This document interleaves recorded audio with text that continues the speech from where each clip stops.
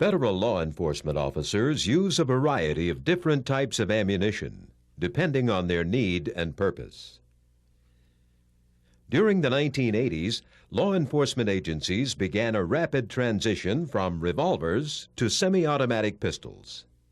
As a result, many agencies discovered they needed a cartridge with more power than the standard 9mm bullet.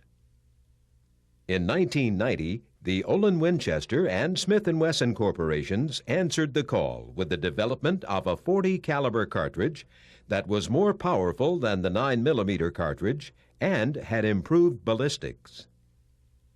Designed for use in medium-frame semi-automatic pistols, the .40 caliber cartridge has proven to be both versatile and reliable for law enforcement use. The Immigration and Naturalization Service, after study and consideration, has committed to use the newly developed .40 caliber cartridge as its duty round. Many other agencies, such as the National Marine Fisheries Service and the General Services Administration, also use this ammunition. The .40 caliber cartridge is designed to provide more stopping power than the 9mm and may be used in a medium-frame semi-automatic pistol.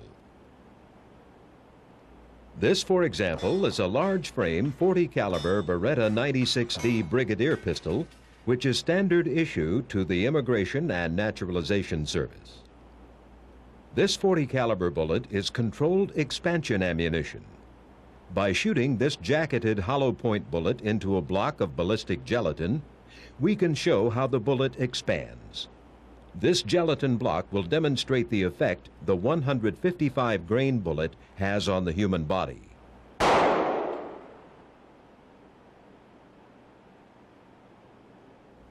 Now let's see the effect with the 165 grain bullet.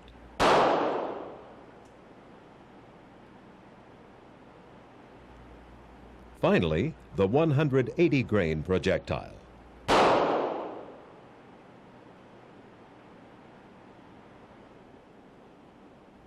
What kind of power does the .40 caliber pack? See for yourself as the officer fires the weapon. The bullet penetrates this piece of metal.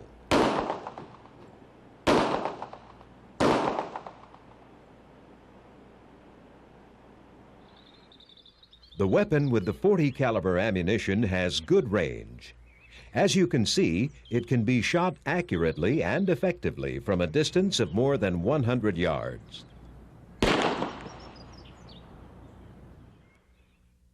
Three bullet weights are currently available: the 155 grain, the 165 grain, and the 180 grain.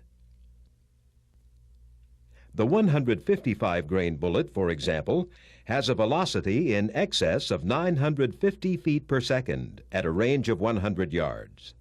It delivers over 300 foot-pounds of energy.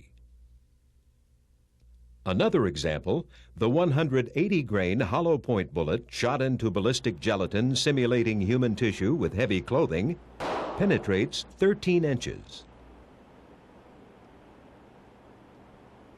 The bullet expands to nearly 7/10 of an inch in diameter, while retaining 99.9% of its weight. This is what happens when the ammunition is fired from a range of 10 yards at a car door. In this case, our officers use the 155 grain bullet.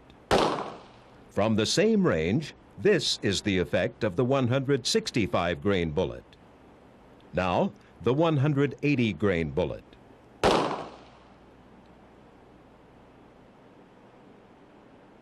As you can see, the 155 grain bullet barely penetrated the door, while the 180 grain bullet completely penetrated the door, passed through the mannequin and the driver's side door, shattering the window. Remember, some car doors have a reinforced steel guard rail. This could affect the impact of the bullet, causing it to slow down or change direction. More than one round may need to be fired to ensure maximum results to stop the suspect. This is what happens when different grain .40 caliber bullets are fired through car side windows with tempered glass.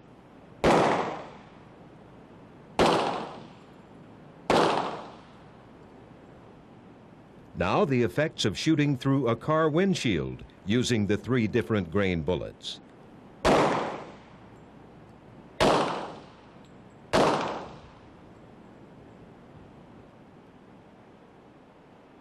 Because officers also work at seaports, it may be necessary to fire at suspects who are in boats. This is what the .40 caliber bullets do when fired at a fiberglass boat hull.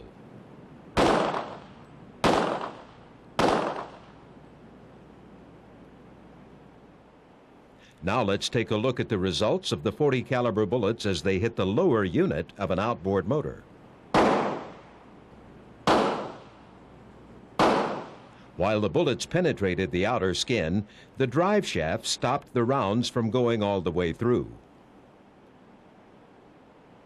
Here's what happened when the same .40 caliber bullets hit the power head of an outboard motor.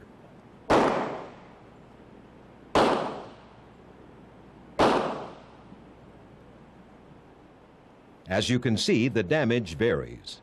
This is the result of the 180 grain bullet.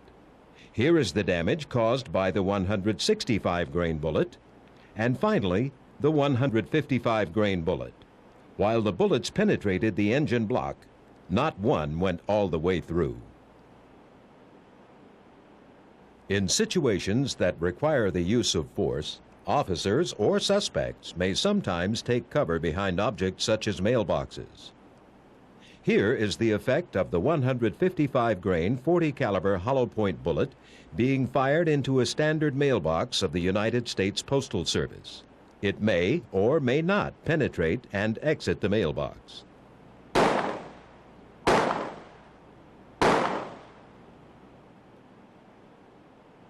Now let's try the 155 grain ball round.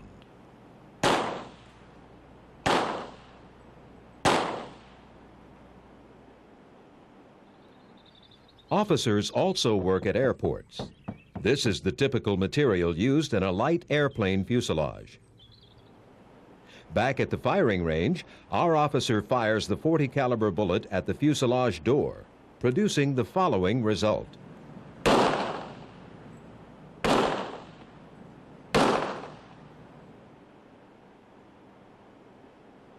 Here's what happens when the .40 caliber bullet is shot through the plane's plexiglass window.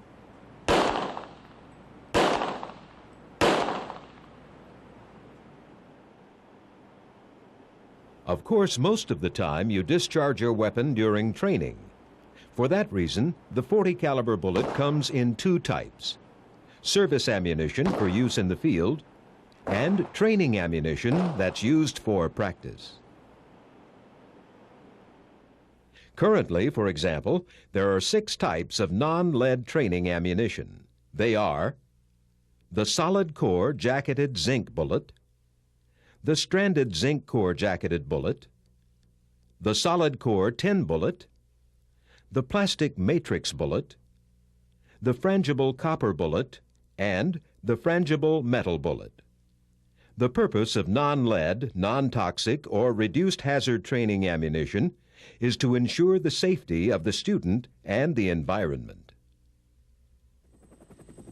The Federal Law Enforcement Training Center at Glencoe, Georgia, has an official policy that training ammunition containing no lead be used at its facility whenever possible. This is to protect students, instructors, and the environment. However, the training ammunition is the ballistic equivalent of standard issue field ammunition. Recoil, accuracy, and range are similar. In this case, the training bullet is being fired at a paper target.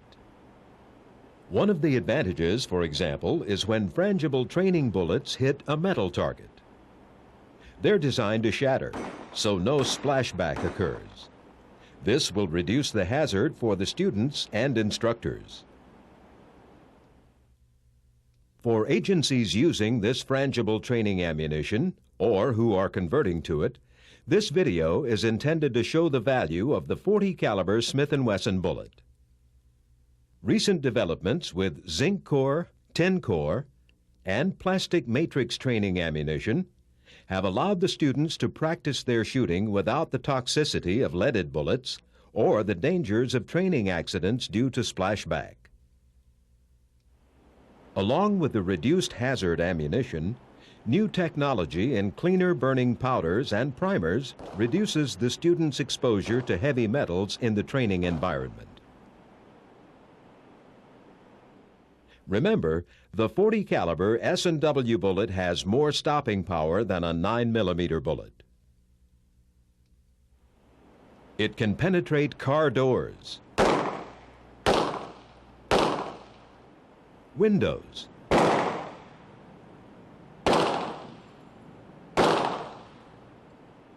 windshields,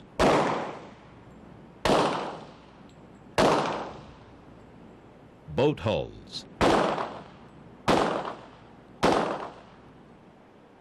airplane fuselages,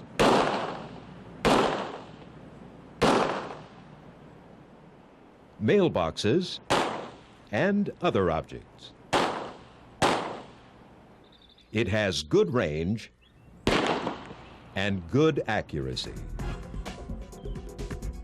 This ammunition ensures that officers will face no compromise or limitation in overall performance and reliability when using their weapons.